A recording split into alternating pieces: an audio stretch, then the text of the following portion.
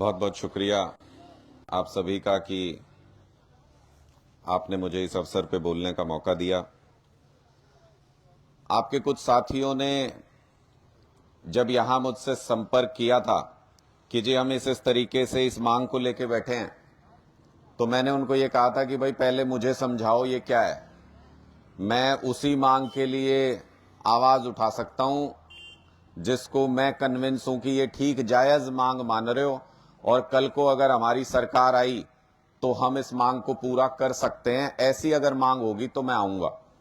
मुझे जब इन्होंने सारे डॉक्यूमेंट्स दिखाए और सारी बात बताई तो इस बात में मुझे कोई संदेह नहीं है, जितने भी साथी आप लोग संघर्ष कर रहे हो 1100 साढ़े 1100 के आसपास, आप लोगों की बिल्कुल जायज मांग है कि सरकार के एक प्रोजेक्ट पे आप लोगों ने तजुर्बा हासिल किया, और मैं पहली ऐसी मांग देख रहा हूं, इसके लिए भी नतमस्तक हूं आप लोगों के सामने।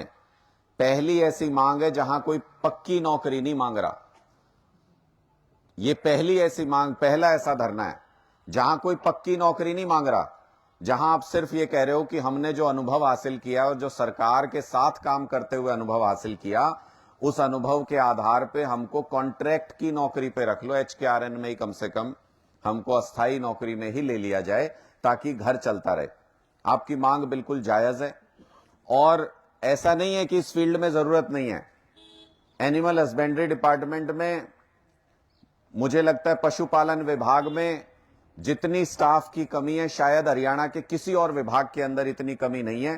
धीरे धीरे ये अपने जो पशु अस्पताल होते थे गांव गांव के अंदर, उनको बंद करते जा रहे हैं, उनको सीमित करते जा रहे हैं, उनकी सेवाएं कम करते जा रहे हैं, जिससे न सिर्फ हमें पशुधन का इस्तेमाल होता है बल्कि वो तकनीक भी जाती जा रही है जिसके जरिए हम नस्लों को सुधारने का काम करते थे, अपनी अच्छी नस्लों को बनाए रखने का काम करते थे। उस बारे में तकनीकी जानकारी के अभाव में लगातार ये जितने पशु अस्पताल हैं, इनकी सेवाएं कम होती जा रही हैं। तो मुझे तो बिल्कुल जायज मांग आपकी नजर आती है। हमारे कुछ साथी आमरण अनशन पे भी यहां बैठे हैं। मैं तो बस इतना ही कह सकता हूं साथियों, इस सरकार की नजर में आप लोगों के संघर्ष की कोई कदर नहीं है। ये सरकार युवाओं की, रोजगार मांगने वालों की सुनती नहीं है। हम तो भुक्तभोगी हैं। कल करनाल में गए थे, युवा साथी 25 लाख बेरोजगार हैं। अब बताओ हरियाणा में। हम तो कल करनाल में गए थे तो लाठियां मारी हम लोगों को, ये हाथ तोड़ दिया ये वाला, और खूब लाठियां चलाई हमारे ऊपर। लेकिन हम भी कल कह के आए हैं, मुख्यमंत्री के घर का घेराव करने गए थे, हम भी कल कह के आए हैं, लाठी मारनी हो, सिर फोड़ना हो, जेल में डालना हो, जो तुम्हारी तमन्नाओं पूरी कर लो। आवाज उठाने से हम भी बाज नहीं आएंगे। हम लोग अपनी अपनी नौकरी काम धंधे छोड़ के राजनीति में आए सिर्फ इसलिए हैं क्योंकि ये जो राजनीति में बैठे हुए लोग हैं, इन्होंने शर्मसार कर दिया राजनीति को। युवाओं के लिए, बच्चों के लिए, महिलाओं के लिए अगर कोई संघर्ष नहीं कर सकता तो ऐसी राजनीति का कोई फायदा नहीं। इसलिए इस सरकार में युवाओं की मांग की कोई कीमत नहीं है। वरना 8-8 दिन से आप लोग आमरण अनशन पे बैठे हो, सरकार को आपके दरवाजे पे आना चाहिए था।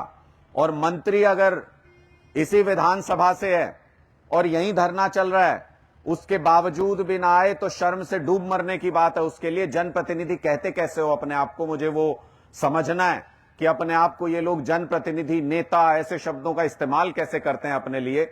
अगर आपके शहर में, आपके इलाके में, आपकी विधानसभा में आमरण अनशन पे बच्चे बैठे हुए हैं, उनकी जान को खतरा है, और आप उनसे एक बार मिलने नहीं आ सकते, मुझे नहीं पता वो नौकरी दे सकते नहीं दे सकते, उनकी हैसियत में भी है कि नहीं है, लेकिन कम से कम आश्वासन देने, दर्द सुनने तो आ सकते हैं। राजनीति में अगर आप दर्द नहीं सुन सकते किसी का तो काम क्या करोगे। मैं तो आपके बीच में यह आश्वासन देना चाहता हूं, मुझे नहीं पता ये सरकार कितना भर काम करेगी। हालांकि आज हम यहां पे आए हैं तो शाम तक हलचल जरूर हो जाएगी, क्योंकि ये किसी और से डरते हो या ना डरते हो, आम आदमी से ये जरूर डरते हैं। इनके आम आदमी का खौफ है कि भाई कि ये निस्वार्थ भाव से ये लोग लड़ाई लड़ते हैं। इनको आम आदमी से इस बात पे तो डर लगता है। और शाम तक आप समझ लेना कि शाम तक आपको कहीं ना कहीं से फोन फान आने शुरू हो जाएंगे, मना मनाई शुरू हो जाएगी। कितना संघर्ष करना है ये आप लोगों को तय करना है। मैं तो आपके बीच में आया हूं तो ये वादा करके जा सकता हूं कि मैंने सारे डॉक्यूमेंट आपके देख लिए, आपका तजुर्बा देख लिया, आपकी सारी चीजें देख ली।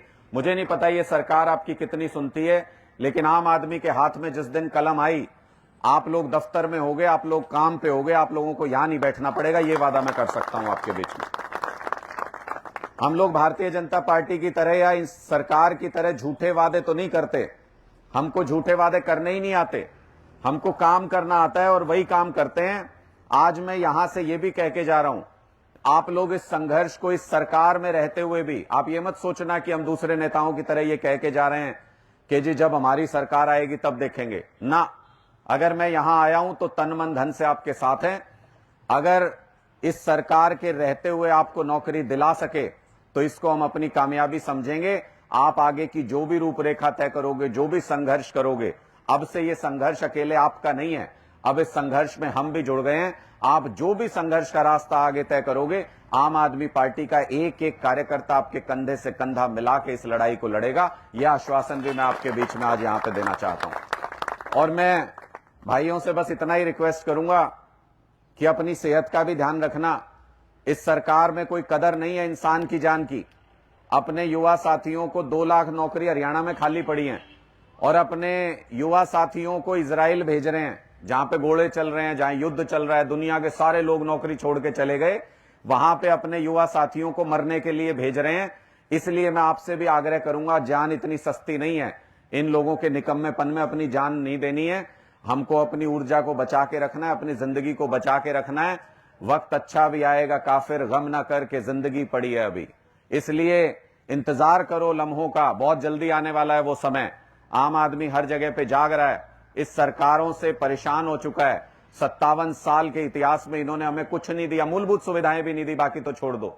बिजली, पानी, स्कूल, अस्पताल हमारे बच्चों को नहीं मिलता, नौकरी तो बहुत दूर की बात है। इसलिए अपनी जान नहीं गंवाने की जरूरत है इस सरकार के लिए।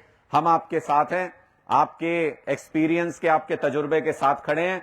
जब भी सही वक्त आएगा, हम लोग आप लोगों के तजुर्बे का कदर भी करेंगे, पूरा सम्मान करेंगे और आपको सही जगह पे रोजगार भी देंगे। ये मैं आपके सामने वादा कर रहा हूं।